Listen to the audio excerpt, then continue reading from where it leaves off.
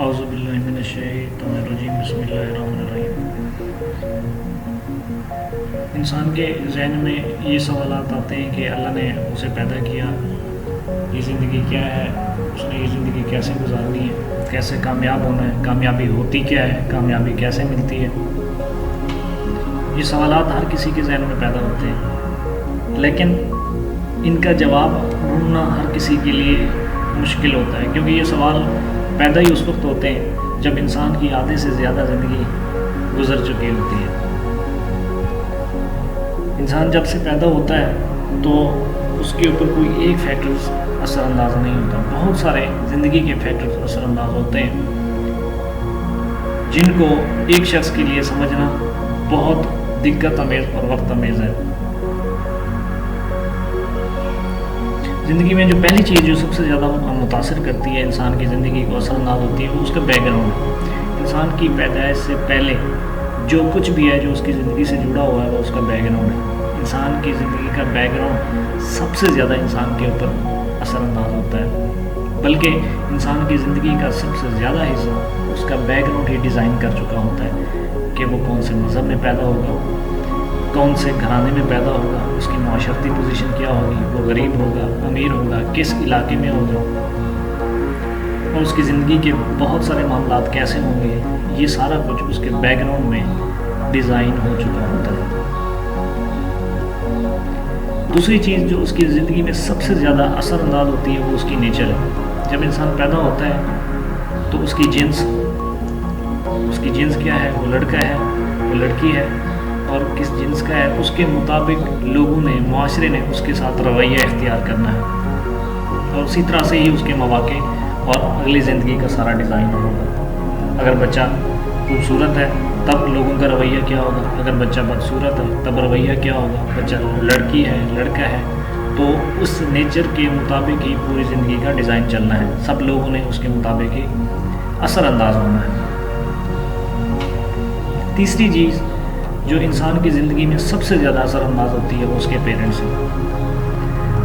انسان کے پیرنٹس ہی وہ اس کی آئیڈیل ہے جس کی بیس پہ اس نے سارے رویوں کا موازنہ کرنا ہوتا ہے، اس کے سارے رویوں کی پہچان اس کے پیرنٹس نے کرانی ہوتی ہے۔ اس کے دماغ میں جو کچھ بھی ہے وہ اس کے پیرنٹس کا لکھا ہوا ہی ہوتا ہے، یا دوسرے لفظوں میں ایسے کہا جا سکتا ہے کہ اس کی زندگی کی کتاب کے پہلے صفحے پہ جو کچھ بھی لکھا ہوتا ہے وہ اس کے پیرنٹس ڈیزائن کرتے ہیں، اور نیکسٹ اس کی پوری زندگی اسی حساب سے چلتی ہے۔ تیسری چیز جو انسان کے اوپر سب سے زیادہ اثر انداز ہوتی ہے اس کی فیملی۔ اس کی فیملی میں بہت سارے رویے، بہت ساری پرسنالٹیز، بہت ساری سوچ اکٹھی ہونا شروع ہو جاتی ہے، اور اس کا پریکٹیکل مظاہرہ بھی ہونا شروع ہو جاتا ہے۔ بہت سارے رویے، بہت ساری قسم کے رشتے اور اس کی پہچان انسان کو ہونا شروع ہو جاتی ہے۔ پانچویں چیز جو انسان کے اوپر سب سے زیادہ اثر انداز ہوتی ہے وہ اس کا معاشرہ ہے۔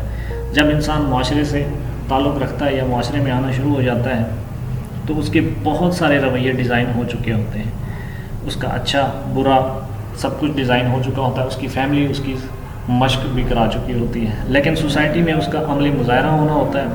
بہت ساری چیزیں معاشرے سے آنی ہوتی ہیں، جیسا کہ دوستی، ہمدردی، ٹیم ورک، اجتماعیت وغیرہ وغیرہ، یہ سب کچھ سوسائٹی نے اس کو دینا ہوتا ہے۔ اس کا روزگار، اس کی زندگی کے مزید اپرچونیٹیز کیا ہوں گی، وہ سارا کچھ معاشرے نے اسے دینا ہوتا ہے، اور اس رویے کے مطابق ہی اس نے اپنی ذہن سازی کرنی ہوتی ہے۔ معاشرہ بہت اہم کردار ادا کرتا ہے اس کی عملی زندگی میں اور نفسیاتی زندگی میں۔ چھٹا فیکٹر جو اس کی زندگی میں سب سے زیادہ اثر انداز ہو سکتا ہے وہ ایجوکیشن ہے۔ ایجوکیشن ہر کسی کی زندگی پہ اثر انداز نہیں ہوتا۔ معاشرے کا سکھانے کا طریقہ بالکل مختلف ہے، نیچر کا سکھانے کا طریقہ مختلف ہے، لیکن ایجوکیشن ایک منظم طریقہ کار ہے کوئی بھی بیہیویئر سیکھنے کا، یا کوئی بھی طریقہ کار سیکھنے یا اختیار کرنے کا ایک بہترین اور منظم طریقہ کار ہے۔ جو معاشرے میں پرفارم نہیں کر سکتا، یا کسی کی قابلیت اگر معاشرے میں اس کی جگہ نہیں ہے تو وہ ایجوکیشن کے ذریعے اپنی صلاحیتوں کا اظہار کر سکتا ہے۔ اپرچونیٹیز، یہ ساتواں فیکٹر ہے جو اس انسان کی زندگی میں بہت اثر انداز ہوتا ہے. جس کے پاس سب سے زیادہ اپرچونیٹیز ہوں گی اس کے بیہیویئر میں بھی بہت زیادہ ڈفرینس ہوتا ہے. جس کے پاس اپرچونیٹیز کم ہوتی ہیں اس کے بیہیویئر میں، اس کے کانفیڈنس میں بھی بہت کمی واقع ہوتی ہے. جتنی زیادہ اپرچونیٹیز ہوں گی عموماً اتنے ہی زیادہ اس کے اندر کانفیڈنس ڈیولپ ہوتا ہے. انسان کے پاس جتنی بھی اپرچونیٹیز ہوں لیکن اس نے ہر اپرچونیٹی کو اویل نہیں کرنا ہوتا. اس نے کسی ایک شعبے کو اختیار کر کے اس کا ایکسپیرینس حاصل کرنا ہوتا ہے، کیونکہ اس کے بعد ہی اس کی تکمیل یا اس کے بیہیویئر میں، اس کے کانفیڈنس میں اور اس کی سکل میں اضافہ ہوتا ہے.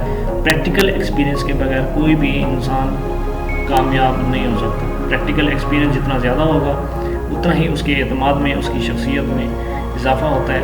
لیکن اگر پریکٹیکل کم ہو اور نہ ہو تو انسان کی شخصیت کبھی بھی کامل یا مکمل نہیں ہو سکتی.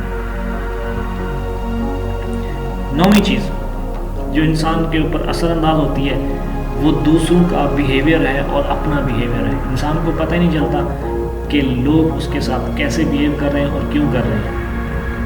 اور بعض اوقات انسان کو، بلکہ اکثر اوقات انسان کو اپنے بیہیویئر کا بھی نہیں پتہ ہوتا کہ یہ بیہیویئر دوسروں کے ساتھ کیوں ہو رہا ہے، یہ کیسے پیدا ہوا، اس کے کیا فیکٹرز ہیں، اور اسی کی بیس پہ اس نے اگلی زندگی گزارنی ہوتی ہے. انسان کا بیہیویئر کسی ایک فیکٹر کی وجہ سے ڈیزائن نہیں ہوتا. پورے فیکٹرز ہیں، پوری زندگی لگتی ہے ایک بیہیویئر کو، ایک چھوٹی سی حرکت کو ڈیزائن کرتے ہوئے. انسان کی ایک ایک موومنٹ، اس کے چہرے کے ایکسپریشن اس کا بیہیویئر کہلاتے ہیں. اور بیہیویئر انسان کا بہت کچھ بتا رہا ہوتا ہے، اور اسی کی بیس پہ معاشرتی ویلیوز بھی ڈیزائن ہونی ہوتی ہیں، دوسروں کے ساتھ تعلقات بھی بننے ہوتے ہیں، معاشرے سے فائدہ بھی لینا ہوتا ہے، اور بہت سارے معاملات اسی کے اوپر چلنے ہوتے ہیں. انسان کی کامیابی کا بہت حد تک جو تعلق ہے وہ اس کے بیہیویئر سے بھی ہے، کیونکہ لوگوں نے، معاشرے نے اس کے بیہیویئر سے ہی نتیجہ اخذ کرنا ہے اور بیہیویئر سے ہی تعلق رکھنا ہے. کیونکہ انسان کی گہرائی کو کوئی نہیں سمجھ سکتا، بس اس کے بیہیویئر سے ہی اندازہ لگایا جاتا ہے کہ یہ انسان کتنا دوسرے کے لیے مفید ہے اور ہو سکتا ہے. انسان کی زندگی میں کوئی ایک فیکٹر نہیں ہوتا، بہت سارے ہوتے ہیں. دیکھنے کا نظریہ بھی مختلف ہے، لیکن ان فیکٹرز کو سمجھے بغیر کبھی بھی اپنے آپ کو چینج نہیں کیا جا سکتا. کیونکہ اگر مسئلے کی جڑ کا ہی نہیں پتہ تو مسئلے کو حل بھی نہیں کیا جا سکتا.